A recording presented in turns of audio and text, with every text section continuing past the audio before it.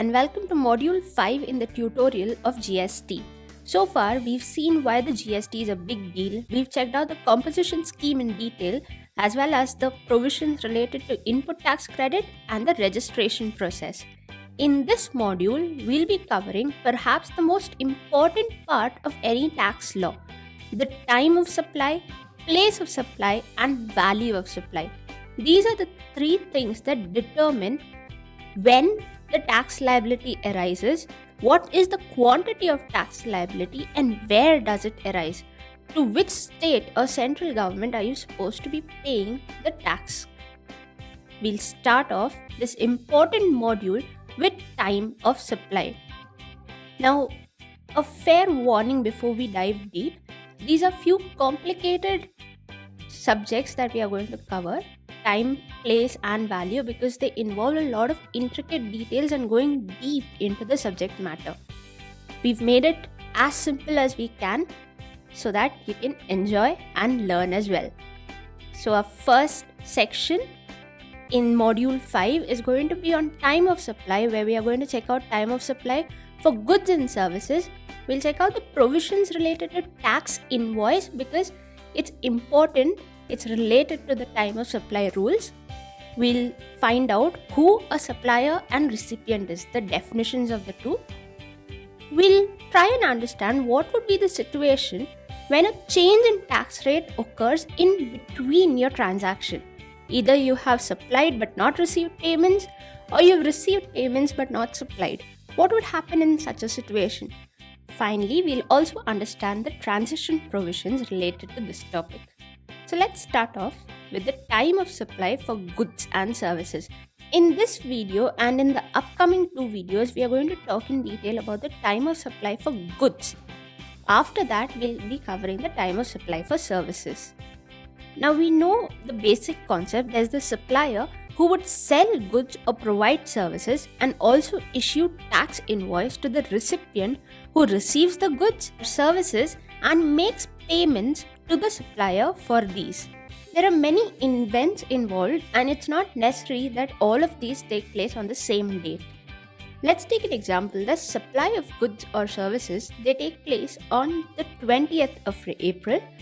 The recipient actually receives the goods on 28th of April. He makes the payment on 10th of May. The supplier receives the payment on 18th and sends an invoice on the 20th, while the recipient receives the invoice on 1st of May. There are so many dates involved, 6 to be precise. When exactly would the tax liability arise? When the supplier sends, or when the recipient pays? Or when the supplier receives the payment or sends the invoice? When? That's where the time of supply comes into play.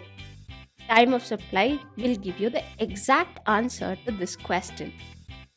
Time of supply would give the point of taxation which helps determine tax rates, value of supply, and the due date for payment of tax. Now remember, under GST, the due date for payment of GST of a month would be the 20th of the next month. So if you've incurred a GST tax liability in April, you will have to pay it before 20th May.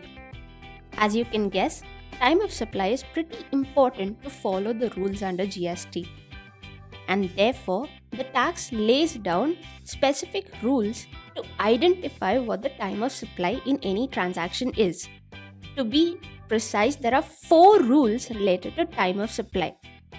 There are rules for normal supply, for supply on which reverse charge is applicable, specific rules for supply of vouchers, gift cards, and such vouchers, and residual category. That is for supplies which do not fall under any of the 3 categories of normal, reverse charge, or vouchers.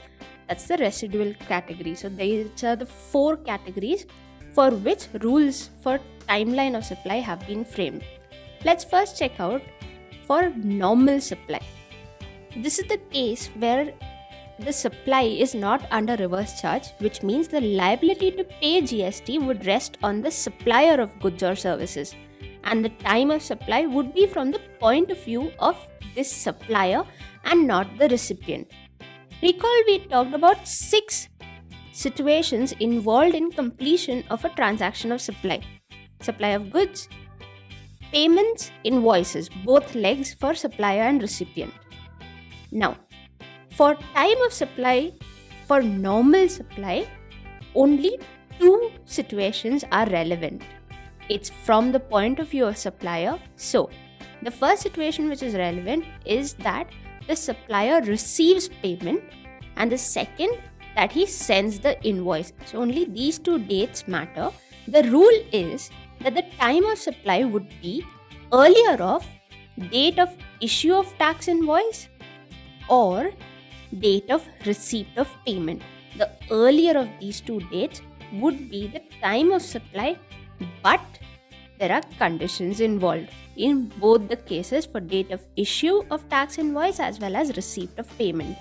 Let's check out the condition for date of issue of invoice.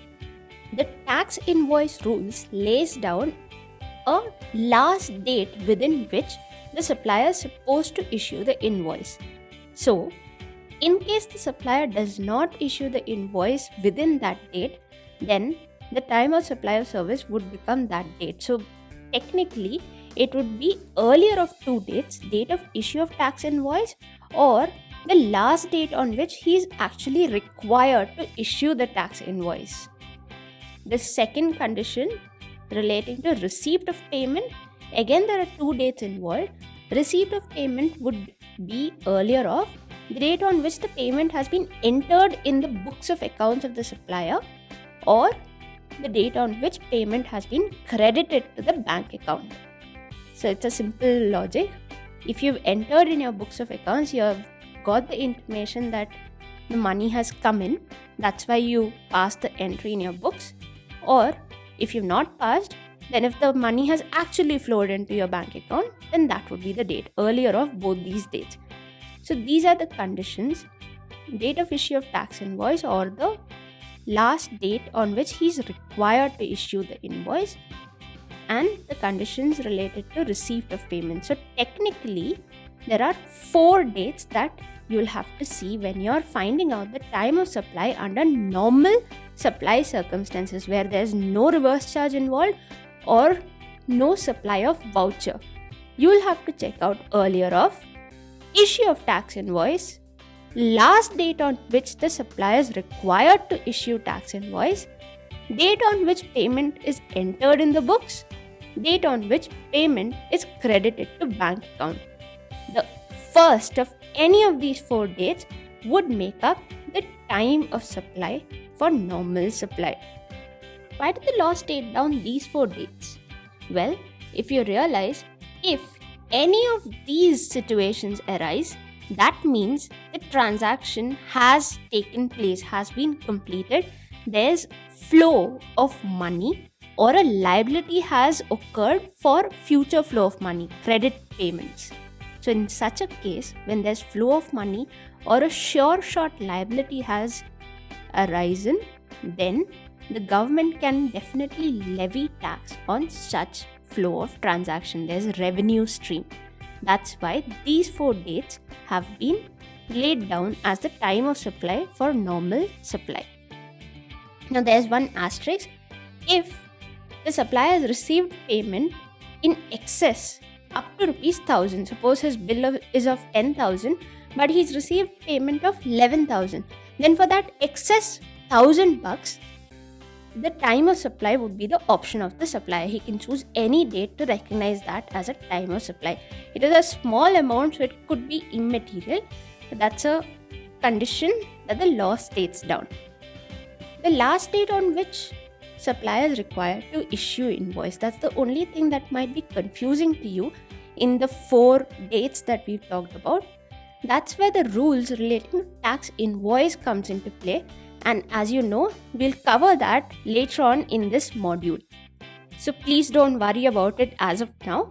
You'll get a clearer picture as we move forward. So these were the 4 dates for normal supply. It's now time that we move on to reverse charge, and we'll check that out in the next video.